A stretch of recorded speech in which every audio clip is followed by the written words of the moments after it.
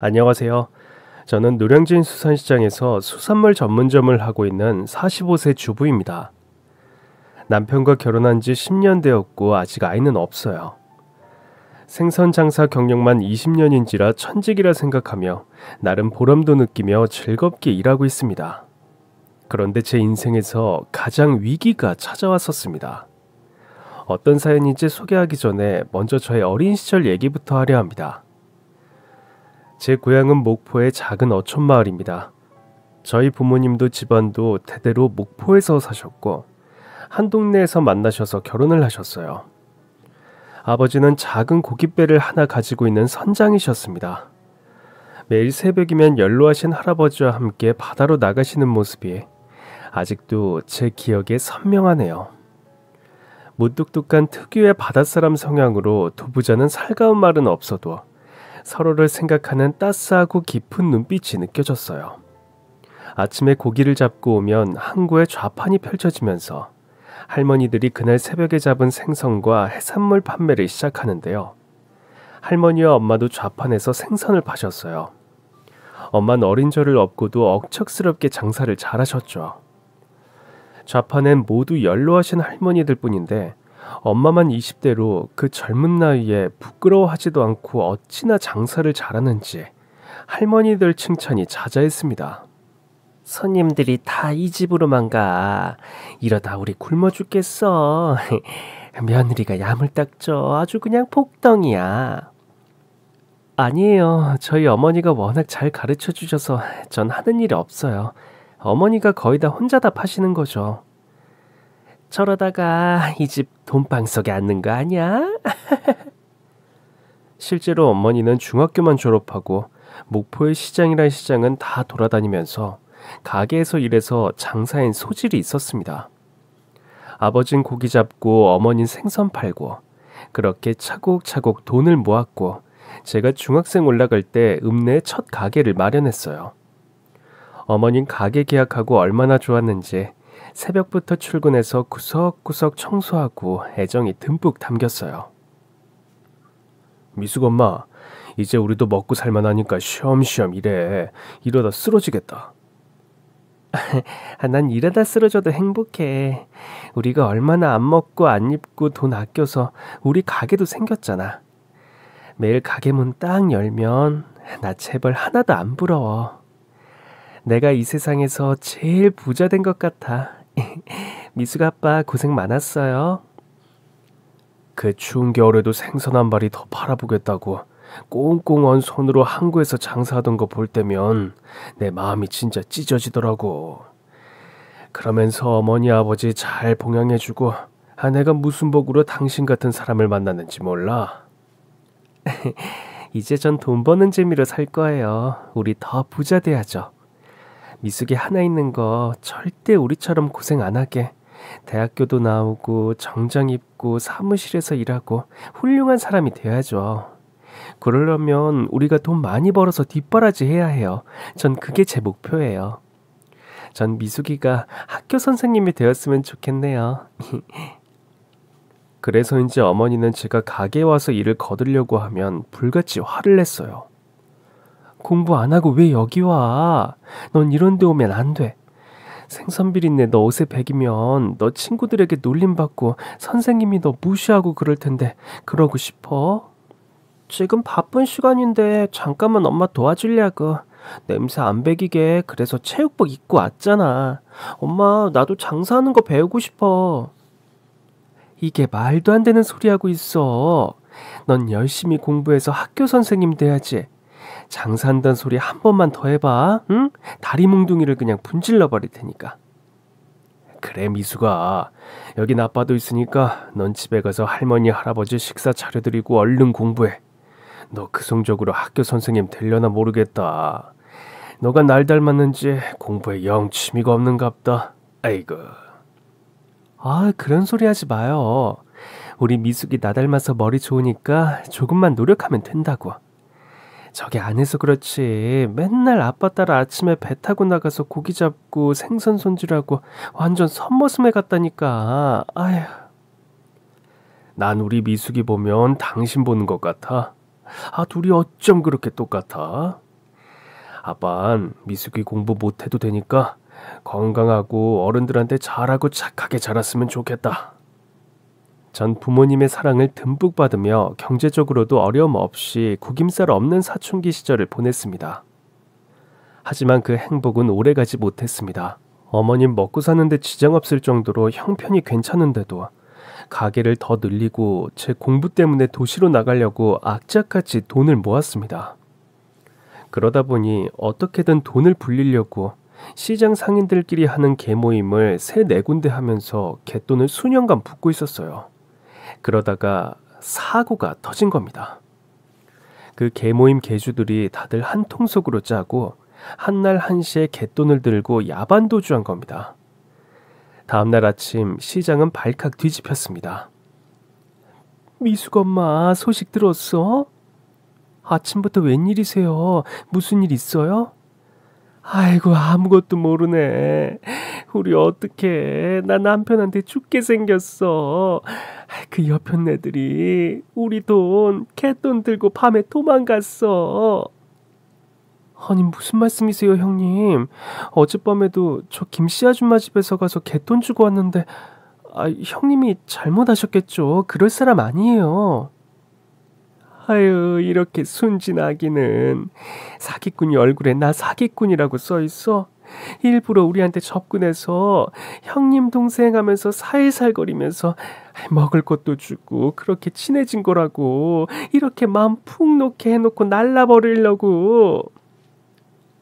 안 되는데 그 돈은 제가 처녀 때부터 모은 제 전 재산이라고요. 우리 미숙이 공부시키려고 안 먹고 악착같이 모은 건데. 이러고 있지 말고 얼른 그 옆편네 집으로 가보자고. 뭐라도 하나는 건지고 와야 할 거 아니야.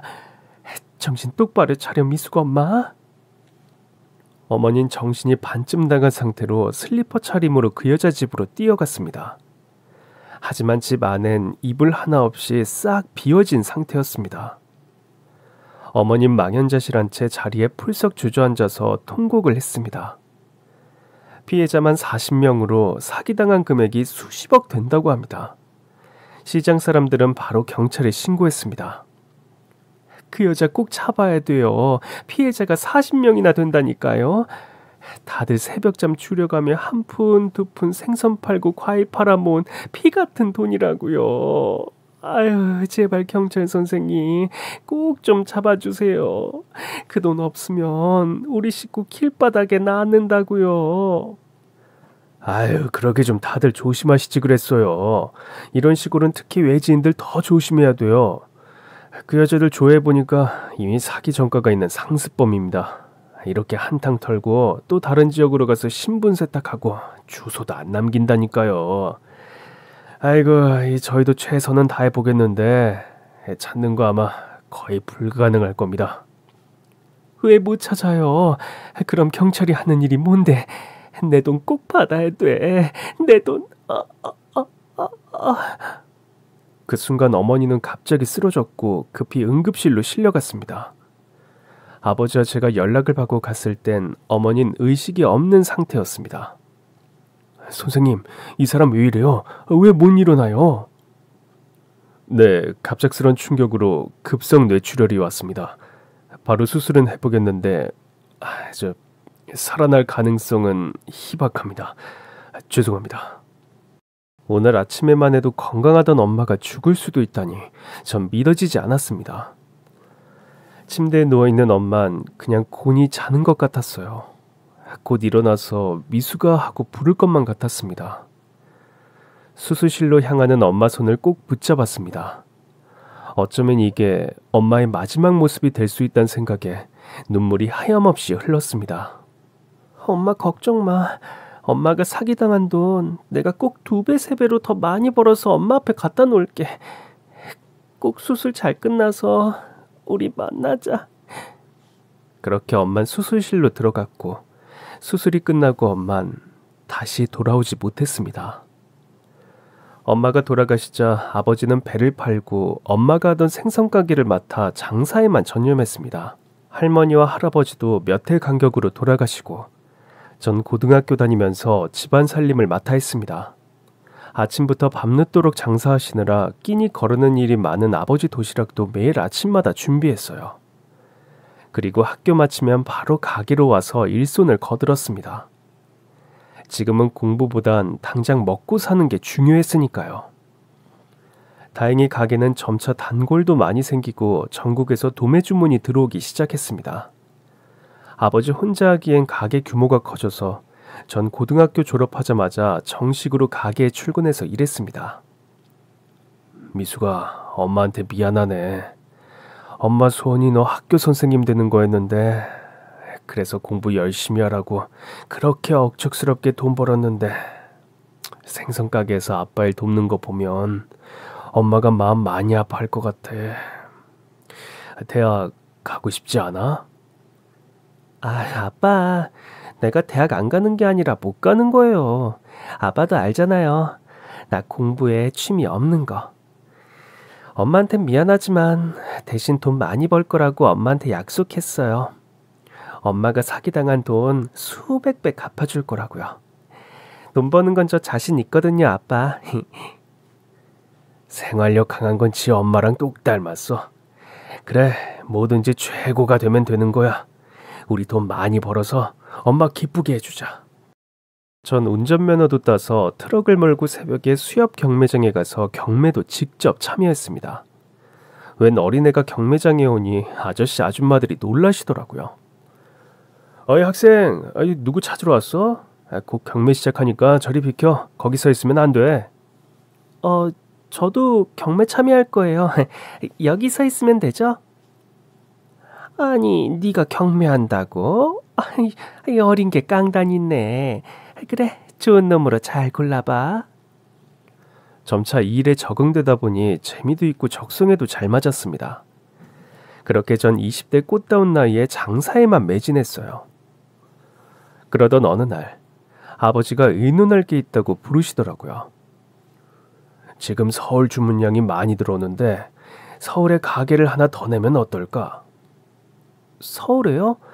아빠나 저나 서울에 가본 적도 없는데 괜찮을까요? 목포에서 잘 알던 형님이 노량진 수산시장에서 장사하시거든. 그 형님이 가게 자리도 알아봐 주신다고 하더라고. 아빤 여기 단골들이 많아서 올라갈 수 없잖아. 미숙이 너가 한번 운영해보면 어떨래? 네, 제가요? 저 이제 23인데 가게를 운영하라고요? 너무 겁나는데. 그 형님이 다 알아봐 주실 거야. 목포는 아빠가 운영하면서 본사라 생각하고 서울 지서를 너가 맡는다고 생각하면 되지. 대신 너도 알다시피 생선이라 새벽 일찍부터 가게 문 열어야 돼서 한창 놀고 싶을 나이인데 너 개인 생활이 없어져서 그게 좀 아빠도 마음이 안 좋아. 그런 건 걱정 안 하셔도 돼요. 친구랑 놀러 다니고 하는 게 뭐가 중요하겠어요? 전 통장에 돈 차곡차곡 쌓이는 거 보면 그렇게 행복할 수가 없거든요. 그래, 넌 엄마 닮아 야무져서 잘할 수 있을 거야. 아빠는 항상 미숙이가 옆에 있어서 든든해. 네, 아빠. 장사 잘해볼게요. 얼마 후 가게 계약 때문에 기차를 타고 난생 처음으로 서울로 향했습니다. 창밖으로 보이는 도시 풍경이 신기하더라고요. 서울역에서 내려 전철역 노선을 확인하니 노량진으로 가려면 1호선을 타야 했습니다. 처음 타보는 전철이라 사람들한테 물어서 전철을 탔어요. 진땀이 다 나더라고요. TV에서만 보던 바로 그 노량진 고시촌에 도착했습니다. 길거리엔 트레이닝복을 입은 사람들이 슬리퍼를 신고 편안한 복장으로 다니더라고요. 어찌나 사람이 많은지 골목 하나 지나는데도 한참이 걸렸어요. 사람 구경에 신기해하며 목적지인 노량진 수산시장으로 갔습니다. 딱 들어서는 순간 입이 쩍 벌려지고 말았어요. 목포시장보다 몇 배는 넓더라고요. 생선 가게들이 입구부터 쫙 늘어서 있는데 이렇게 많은 가게는 처음 봤거든요. 전 아버지가 알려주신 간판 이름으로 찾아갔습니다. 인상 좋게 생기신 아저씨가 절 반갑게 맞이해 주시더라고요. 너가 미숙이구나. 너 어릴 때 너희 집에 놀러도 갔고 많이 봤는데 너 아저씨 기억 안 나? 으아, 그 꼬맹이가 이제 숙녀가 다 됐네. 아유. 안녕하세요. 아빠한테 얘기 많이 들었어요. 아저씨, 근데 여기 생각보다 너무 커서 깜짝 놀랐는데 제가 잘할 수 있을까요? 걱정 마. 그 가게가 아저씨 가게에서도 보이는 가까운 자리라 아저씨가 수시로 살펴볼 테니까 겁먹을 거 없어. 자, 그럼 사장님, 가게 보러 가실까요? 사장님 소리 들으니까 이상한데 기분은 좋네요. 정말 아저씨 가게에서 아주 가까이 있더라고요. 그래서 더 안심이 되고 자신감이 생겼습니다. 현재 운영 중인 사장님과 인사하고 계약서를 작성했어요. 계약서에 제 이름으로 사인을 하는데 손이 떨리더라고요. 제 이름 석자가 쓰여있는 계약서를 보니 기분이 묘하더라고요. 가게세는 이미 아버지가 다 송금했으니까 이제 너가 이 가게 사장이니까 잘 꾸려나가 봐. 모르는 거 있으면 수시로 아저씨한테 말해. 당장 뛰어올 테니까. 네, 아저씨. 아저씨가 옆에 있으니까 든든해요. 그리고 제가 사장이라는 게 아직도 믿어지지가 않아요. 우선 머물 집부터 알아봤어요. 아직 서울 지리도 모르고 집 구하는 게 겁나서 노량진 쪽 고시원을 알아봤고 적당한 곳이 있어서 바로 계약을 했습니다. 짐이라고 해봐야 큰 가방 하나에 다 들어갈 정도밖에 안 되거든요. 고시원이란 곳도 처음 와보는데 침대, 책상, 천장에 봉으로 된 옷걸이가 전부더라고요. 사람 하나 누우면 꽉 차는 좁은 공간이었지만 창문이 있어서 그나마 다행이었어요. 어떤 곳은 창문이 없고 가격도 더 싸던데 차마 그런 곳에선 1시간도 못 견딜 것 같았어요. 이곳은 주방과 세탁실, 화장실, 샤워실을 공동으로 사용해야 합니다. 첫날은 낯설어서 그런지 잠이 안 오더라고요. 수산시장 바로 앞이라 새벽 일찍 출근하기에 딱 좋았습니다. 걸어서 10분 거리라 잠도 더 잘 수 있고요.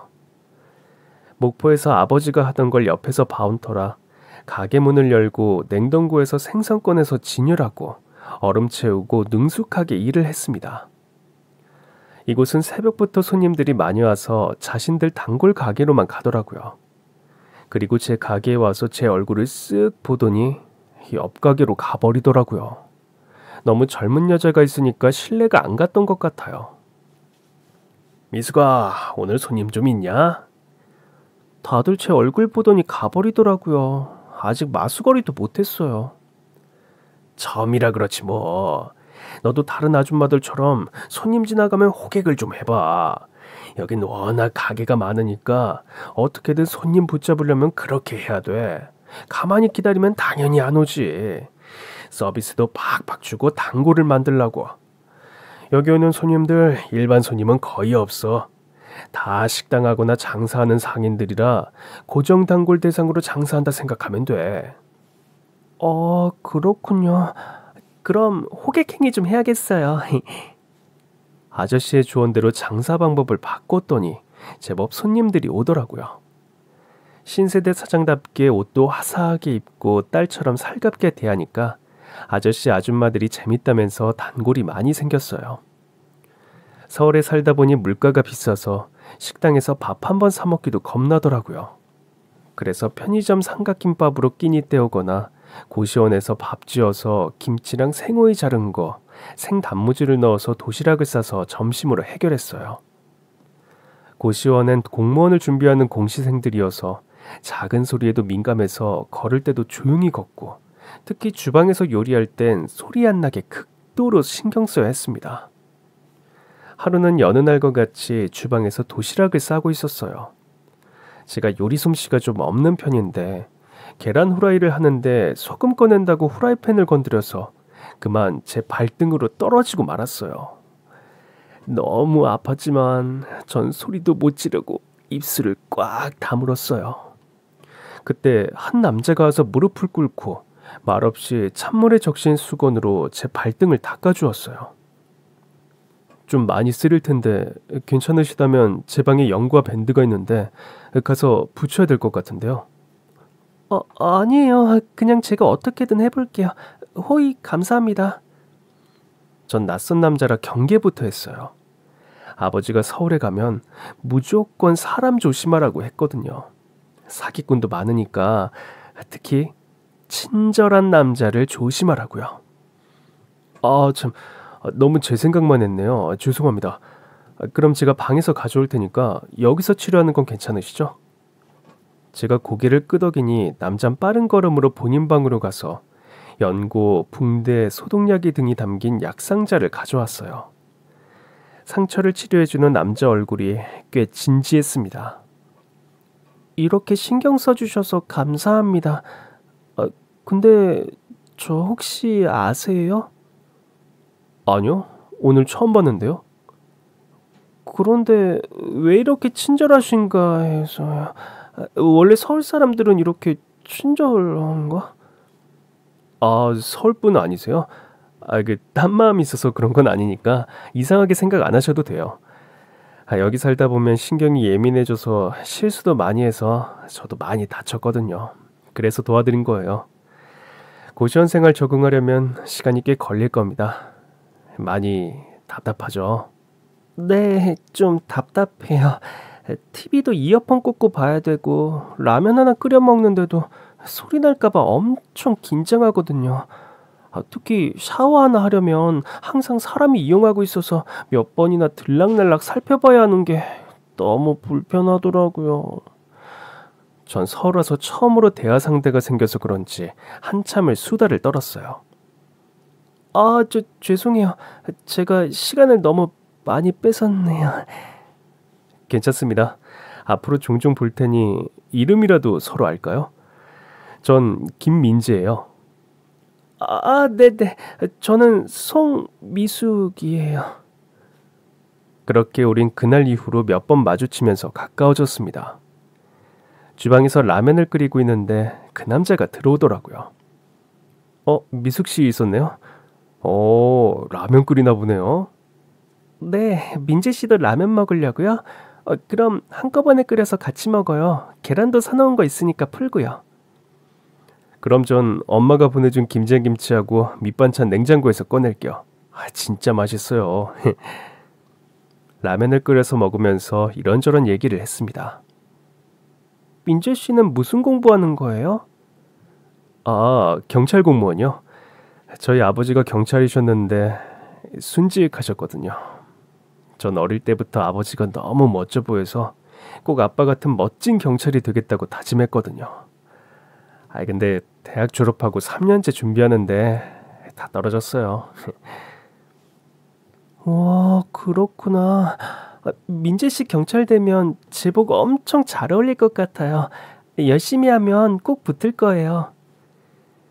근데 우리 집에 고시 준비하는 사람이 저 말고 남동생도 있어서 그렇게 느긋할 상황이 아니거든요.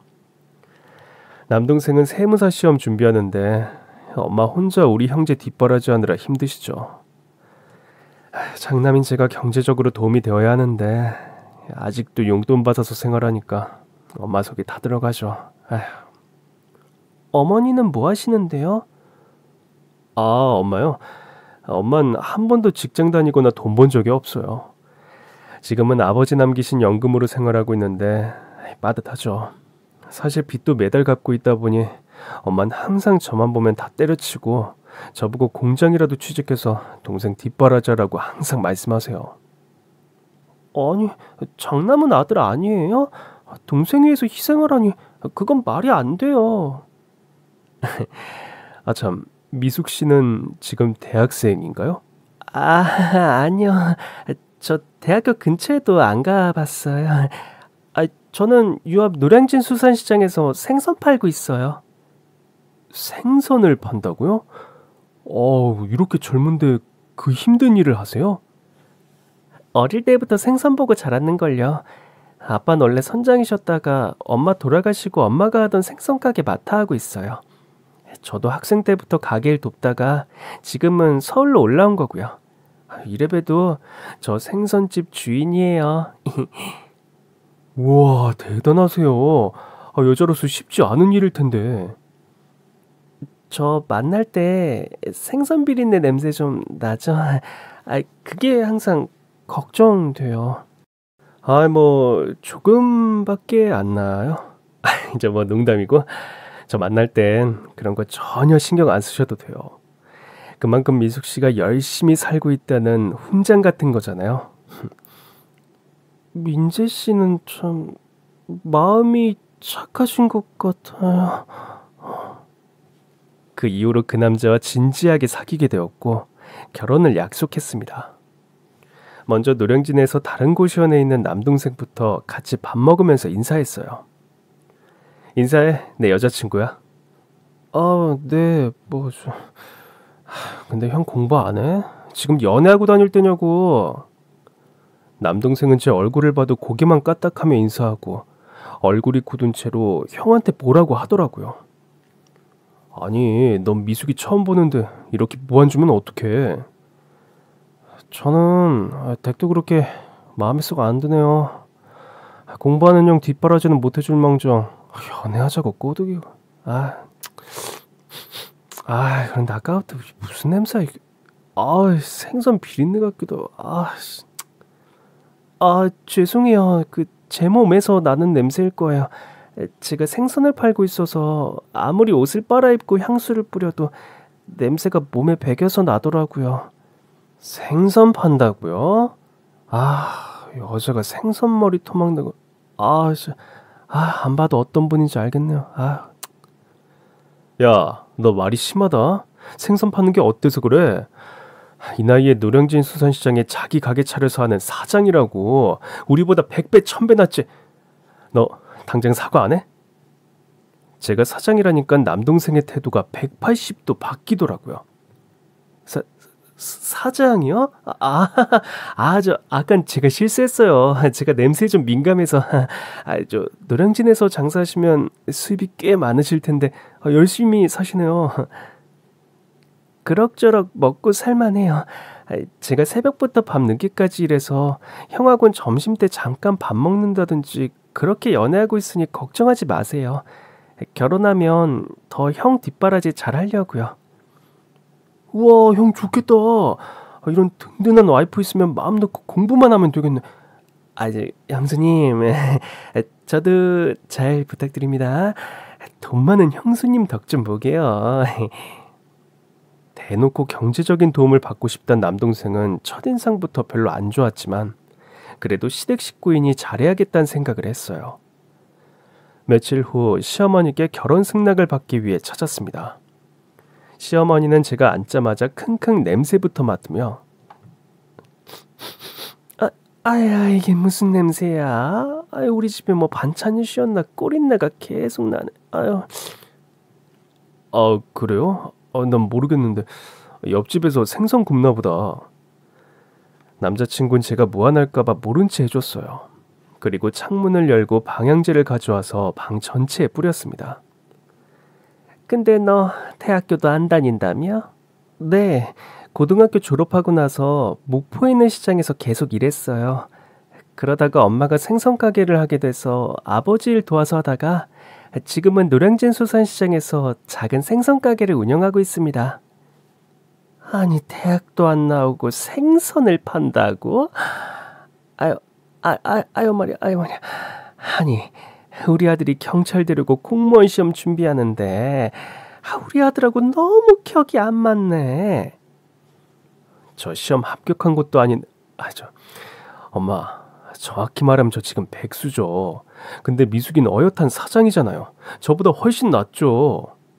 낫긴 뭐가 나. 젊은 여자가 생선 판다고 해봐. 얼마나 가난하고 못 배웠으면 저런 거 날까. 다들 손가락질한다고. 내가 어디 가서 얼굴이나 틀겠냐? 넌 어떻게 여자를 골라도 저런 걸 골라서. 속 터져. 그럼 아버진 뭐 하시냐? 아버지도 목포에서 수산물 도매업을 하세요. 아이고야, 아버지도 생선 장사해? 그 집안 안 봐도 뻔하네. 우리 집안하고 수준이 안 맞아. 어머니, 초면에 죄송한 말씀이지만 저희 생선 장사한다고 한 번도 부끄럽게 생각한 적 없고 경제적으로도 먹고 살만합니다. 직업엔 귀천이 없다고 생각해요. 전 결혼해서도 계속 생선 팔 거고 그게 싫으시다면 저 이 결혼 안 해도 좋습니다. 뭐? 어머, 얘 말하는 것 좀 봐. 뭐가 이리 당당해? 몰라. 니들 결혼이니 니들이 알아서 해. 대신 그건 알아야 돼. 지금 우리 집에서 돈 버는 사람이 한 명도 없으니까 너가 우리 큰애 작은애 공부하는 거며 우리 집 생활비는 너가 감당해야 된다. 뭐 이것만 해주면 대학 안 나오고 집안 안 좋은 건 내가 감수하지. 아예 대놓고 시댁을 먹여 살리라는 말인데 전 이 남자 놓치면 평생 후회할 것 같아서 그 조건을 받아들이고 결혼식을 올렸습니다. 신혼여행 갔다 오자마자 전 시댁에 들어와서 어머니, 시동생과 같이 살았습니다. 고시원에서 지내던 시동생은 제가 결혼하자마자 집으로 들어왔습니다. 시어머니가 맨날 시동생 밥 못 챙겨 먹는 게 내내 마음에 걸렸다고 이제 집에서 뜨신 밥 먹으면서 공부하라고 집으로 오라고 한 겁니다. 어머님 며느리 들였다고 작정이라도 한 듯 집안일에서 완전히 손을 떼었습니다. 전 새벽 4시에 일어나 식구들 아침 식사 준비를 했죠. 국 끓이고 반찬도 5, 6가지 푸짐하게 차려놓고 새벽 5시에 출근합니다. 그러면 시어머니와 남편, 시동생은 6시에 일어나서 다 같이 아침 식사를 합니다. 점심, 저녁 먹을 것까지 다 준비해놔서 식탁에 차리기만 하는데도 시어머니는 며느리가 옆에서 식사 시중을 해줘야 하는데 본인이 하니까 힘들다고 짜증을 내더라고요. 밤늦게 와선 전 청소, 설거지, 빨래하느라 제대로 쉬지도 못했습니다. 그뿐만 아니라 절 마치 금고인 마냥 시어머니와 시동생이 맨날 돈 달라고 하는데 너무 뻔뻔스러운 거예요. 이번 주 주말에 동창 모임이니까 백화점에서 옷 한 벌 사야겠다.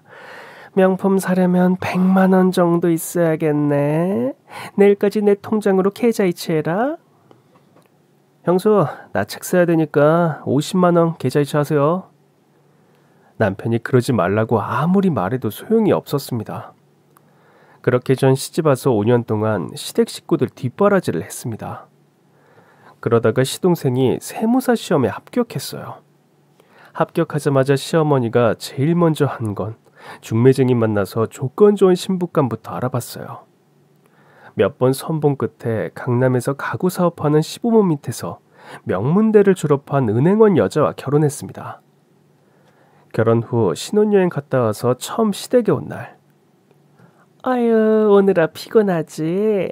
사돈이 어찌나 안목이 좋은지 네가 해온 혼수로 집안이 확 달라졌어. 아유, 이게 다 명품이잖아. 어머니, 그렇게 비싼 거 아니에요. 근데 형님은 시집 올 때 혼수를 안 해왔나 봐요. 집이 너무 횡해서. 어머님이 필요 없으시다고 해서 대신 난 시댁 생활비 매달 주잖아. 생선 팔아서 번 푼돈 말이죠? 전 생선 냄새 나서 어릴 때부터 안 먹었는데 형님 옆에만 있으면 생선 냄새 나서 제가 너무 견디기 힘드네요. 아이고, 우리 애기 속이 안 좋니? 하긴 나도 얘 옆에 있으면 썩은 비린내가 나서 힘들어.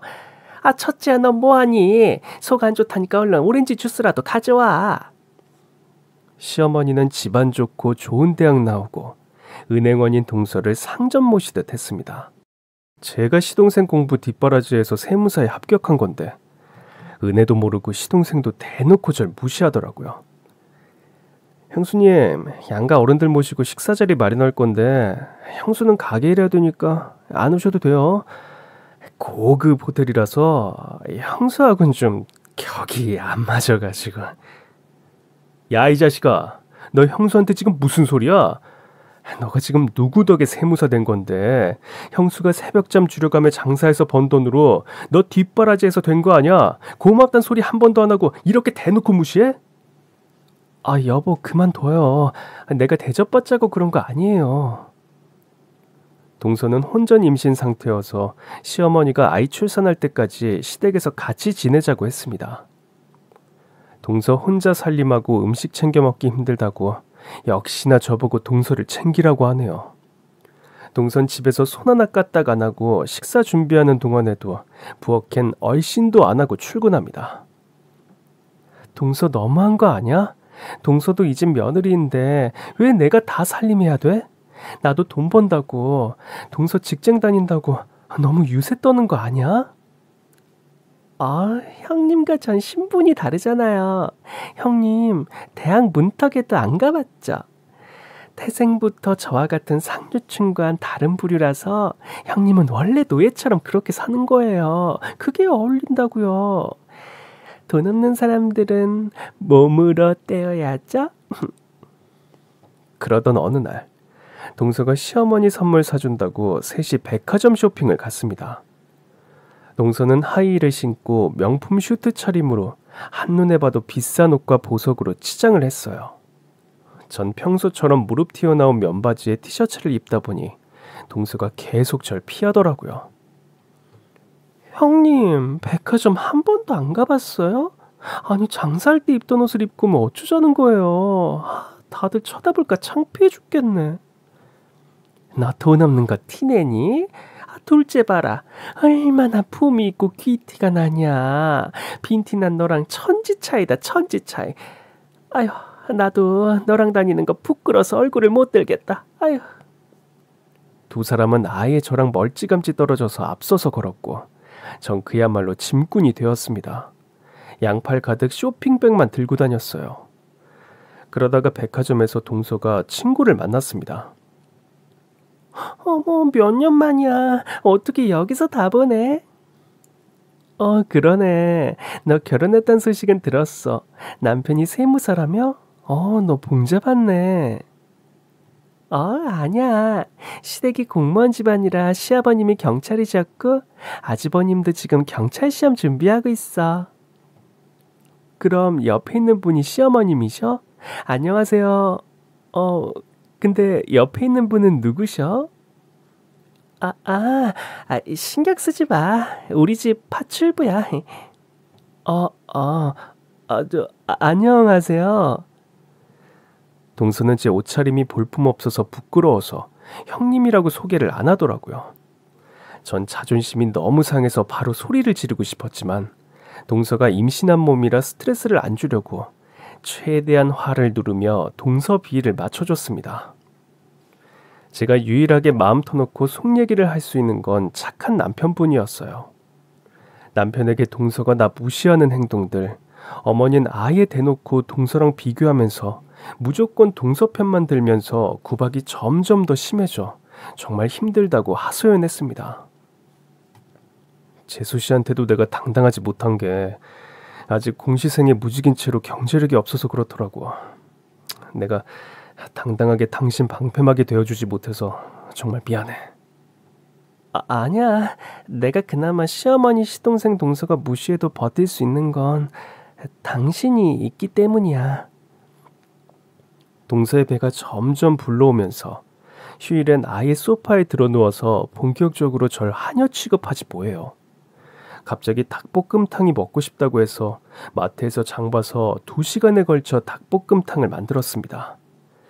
한여름이라 땀을 뻘뻘 흘리며 그렇게 힘들게 만들었는데 동서는 갑자기 제 몸에서 나는 냄새가 역하다면서 버리라고 했습니다. 시어머니가 옆에 있어서 화도 못 내고 오늘도 이 악물고 참았습니다. 하루는 동서가 어머니한테 뭔가 부탁을 하더라고요. 어머니, 요즘 은행마다 VIP 고객 유치하려고 혈안이 돼 있는데 위에서도 실적 압박을 좀 하네요. 어머니, 다른 은행에 거래하고 계시잖아요. 이번 기회에 저희 은행으로 바꾸시면 혜택도 많고 저도 실적 좀 올리게요. 아이고, 그래? 너가 스트레스가 많겠구나. 바로 너희 은행으로 바꿀게. 동서, 옆에서 얘기 들었는데 실적 올려야 되면 내 통장도 바꿀게. 형님이요? 뭔가 착각하시나 본데 VIP 고객만 해당된다고요. 형님의 그 손바닥만한 생선 가게 하면서 한 푼, 두 푼 모은 그런 돈 아니라고요. 어머니 정도 되셔야 VIP 고객이죠. 은행에 1억은 있으시고 말씀하시는 거예요? 참. 제가 돈 없다고 대놓고 무시하는 동서에게 모욕감과 화가 치밀어 올라서 언젠가 되갚아주리라 다짐했습니다. 은행에 볼 일이 있어서 우연히 가게 근처 은행에 들렀더니 동서가 일하는 은행이었어요. 형님 창피하니까 나가세요. 냄새나요. 하길래 잡일하는 동서 보러 온 거 아니야. 그 순간 지점장이 나와 90도로 저한테 인사를 하고 같이 VIP 룸으로 들어가니까 동서가 개거품을 물기 시작했습니다. 알고 보니 동서는 얼마 전 제가 장사하는 노량진 수산시장 근처 은행으로 발령받았는데요. 저랑 마주칠까봐 일부러 말을 안 했던 거였어요. 그런데 오늘 이 광경을 보고 동서는 깜짝 놀랐던 거죠. 아니, 형님이 왜 VIP룸에 들어가세요? 아, 내가 이번에 100억짜리 건물을 사려고 대출을 알아보고 있었거든. 난 여기가 동서가 일하는 은행인지 전혀 몰랐네. 내가 거래하는 은행 중에 여기도 한 곳인데 이 은행에 적금 들어온 돈이 한 50억 정도 되나? 대출 받으려고 지점장 만나러 온 건데 동서가 일하는 은행인 줄 알았으면 여기에 돈 더 유치했지. 동서는 자리에서 벌떡 일어나더니 지점장님, 이분이 제 형님이세요. 형님, 그럼 편하게 상담 받아보세요. 음료는 시원한 아이스 아메리카노 드릴까요? 아니, 난 믹스커피면 돼. 뭐하러 비싼 커피 사 먹어. 동서도 명심해. 그렇게 돈 아까운 줄 모르고 펑펑 쓰면 거지꼴 돼. 지금 동서 몸에 들어온 것만 해도 1억은 되겠다. 난 고작 몇만 원이야. 이렇게 거칠에 돈 안 쓰고 난 젊을 때부터 한 푼 두 푼 다 적금했거든. 그래야 부자 되는 거야. 돈 없다고 절 항상 무시하던 동서에게 제대로 한 방 날렸습니다. 제가 20살 때부터 20년 동안 모은 돈과 얼마 전에 친정아버지한테 증여받은 돈을 합해서 100억 건물을 받은 게 있어서 그걸 사려는 거였거든요. 목포에서 수산물 도매업을 하는 친정아버지 사업도 날로 번창되어서 건물을 세 채 구입해서 생선 해산물 전문 판매 시장으로 만들었어요. 친정아버지는 제가 시댁에서 고생하는 걸 아시고 이혼하고 목포에 내려와서 같이 사업하자고 하셨지만 제가 이혼만은 안 하겠다고 했거든요. 아빠, 시어머니랑 시동생, 동서 다 저를 얕보고 생선 장사한다고 무시했지만 제 남편만은 아직도 절 아껴주고 제 몸에서 나는 생선 냄새도 향수 같다면서 절 한 번도 부끄러워한 적이 없이 대단하다고 자랑스럽다고 말해주던 사람이에요. 남편과 평생 행복하게 살고 싶어요. 사실 돈이 뭐가 필요하겠어요. 이렇게 제 마음 알아주는 제 편 한 명만 있으면 전체 재산과 다 바꿔도 아깝지 않아요. 제 말을 듣고 아버지가 눈물을 흘리며 남편과 평생 먹고 살 만한 큰 돈을 증여해 주신 거예요. 그날부터 시댁 식구들이 절 대하는 태도가 180도 달라졌습니다. 변함없이 새벽에 일어났더니 시어머니가 아침상을 차렸더라고요. 아유, 큰애 일어났어? 피곤하지? 너가 뭐 좋아할지 몰라서 우선 이것저것 반찬을 좀 만들었는데 잡채랑 갈비찜 좋아하니? 이거 내가 다 만든 거야. 얼른 먹고 힘내서 일해야지. 아유, 우리 큰애 맨날 김치에 김 하나에 밥 먹는 거 보고 내가 얼마나 마음이 안 좋았는데. 어여 먹어. 어머니, 제가 100억대 재산이 있다니까 이제야 봉을 몰라봤네 해서 아차 싶으세요? 이런 건 잘나가는 부잣집 따님인 은행원 동서나 주세요. 전 육류보단 해산물을 좋아해요. 갈비찜 어머니 혼자 많이 드세요. 사돈? 내가 수소문에서 알아봤더니 그 집 완전히 빚 좋은 개살구더라고. 가구 사업하면서 빚이 얼마나 많은지 아직도 빚 갚고 있대. 둘째 걔 은행 들어간 거 자기 아버지 백으로 들어간 거래. 대학교 때부터 맨날 명품이나 사고 사치 부리다가 카드 빚을 아직도 갚고 있대. 그리고 걔 알고 봤더니 신용불량자더라고. 아유, 난 그런 것도 모르고 돈 꽤나 있는 줄 알았네. 아유, 첫째야, 그래서 말인데 나도 이제 건물주 소리 한번 들어봐야 되지 않겠니? 우리 집 근처에 건물이 하나 나왔는데 많이 안 비싸. 20억밖에 안 하더라고. 동네라 병원, 슈퍼 이런 거 있는 건물인데 월세만 받아도 괜찮대. 그러니까 너가 효도하는 셈 치고 그 건물 사주면 좋겠다. 그러면 애미 넌 편하게 장사만 하고 집안 살림은 내가 다 할게. 동서 시집 오고 저 찬밥 취급하면서 구박하시다가 이제 살림까지 다 하시겠다고요? 아휴, 돈이 무섭긴 무섭네요. 20억 어머니한텐 절대 주고 싶지 않아요. 어머니가 열심히 일하셔서 직접 벌어서 그 건물 사세요. 이번엔 시동생이 출근하는 제 구두를 닦아놓았더라고요. 아유, 형수, 구두 반질반질하게 광내놨어요. 이제야 좀 사장님답네. 그 사람한테 말 안 했는데 고객한테 받은 착수금을 비상금으로 모아놨다가 주식 투자했는데 와, 이거 완전히 급락해서 한 푼도 못 건졌거든요. 이번에 다른 기가 막힌 종목이 있다고 해서 형수가 한 10억만 주면 그거 대박 나면 제가 이자 쳐서 2배로 갚아줄게요. 도련님, 평생 주식하다가 다 말아먹었으면서 아직도 정신 못 차렸어요?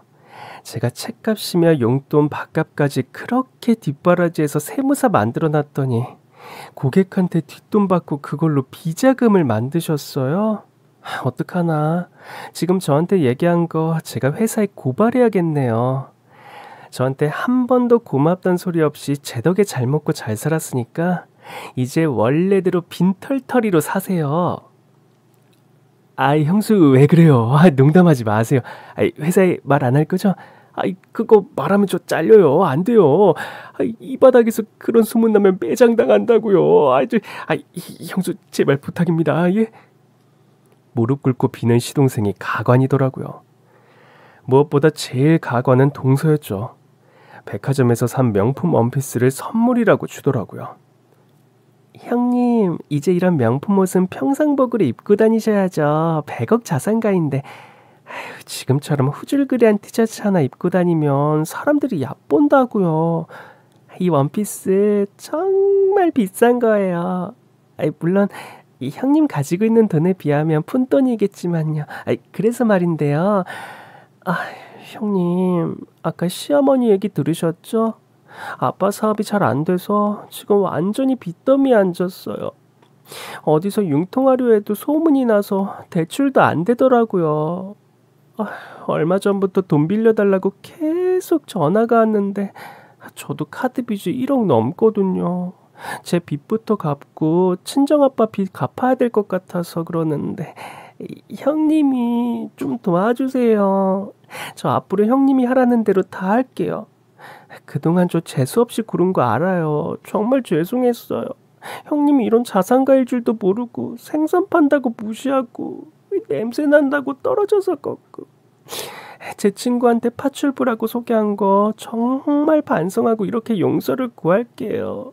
제가 미쳤었나 봐요. 그러니까 형님이 너그럽게 이해해 주시고 제 빚 좀 갚아주세요. 저 그것 때문에 스트레스 너무 많이 받아서 입맛도 없고 잠도 안 오고 우리 뱃속의 아이한테도 지장 생길까봐 걱정이에요. 말이 나와서 말인데 동서, 이제 곧 아이도 나오고 이참에 집에서 푹 쉬면 되겠더라고. 그래서 내가 동서 푹 쉬라고 지점장한테 미리 얘기해놨어. 그동안 동서가 나 같은 100억 고객한테 어떻게 대했는지, 이런 인성 나쁜 직원 있는 은행과는 거래 못하겠다고 했지. 내가 이 은행과 거래하는 조건이 동서 자르는 거였어. 그랬더니 지점장이 눈 하나 깜짝 안 하고 바로 동서 자르겠대. 어떡해? 이제 집에서 푹 쉴 수 있겠다. 좋겠네. 지점장한테 그렇게 말씀하셨다고요? 안 돼요, 형님. 제가 정말 잘못했어요. 저 직장 잘리면 제 카드 빚은 어쩌라고요. 저 신용불량자 돼요. 그런 건 내 알 바 아니고 명품백이며 명품옷 팔아서 카드빚 갚던지 서방님도 회사 잘리고 동서도 잘리면 이제 뭐 먹고 살려고?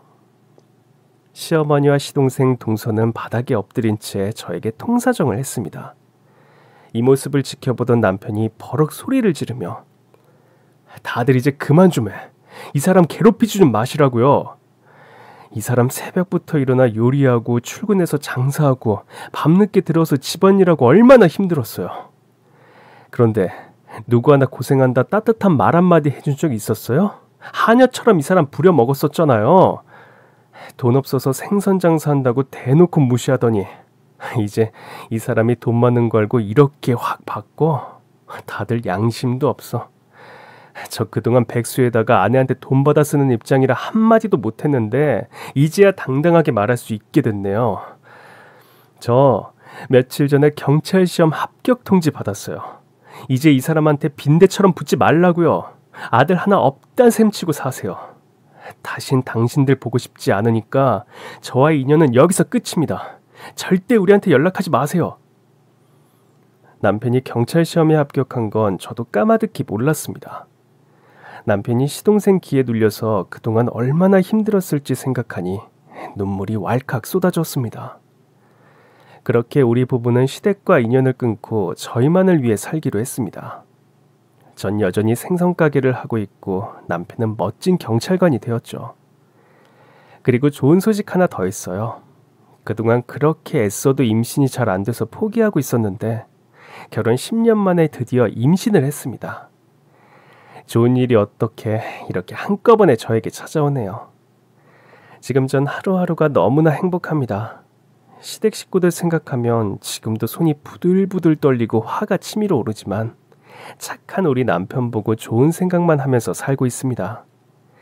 그럼 지금까지 저의 긴 사연 들어주셔서 정말 감사합니다. 다들 건강하시고 행복하세요.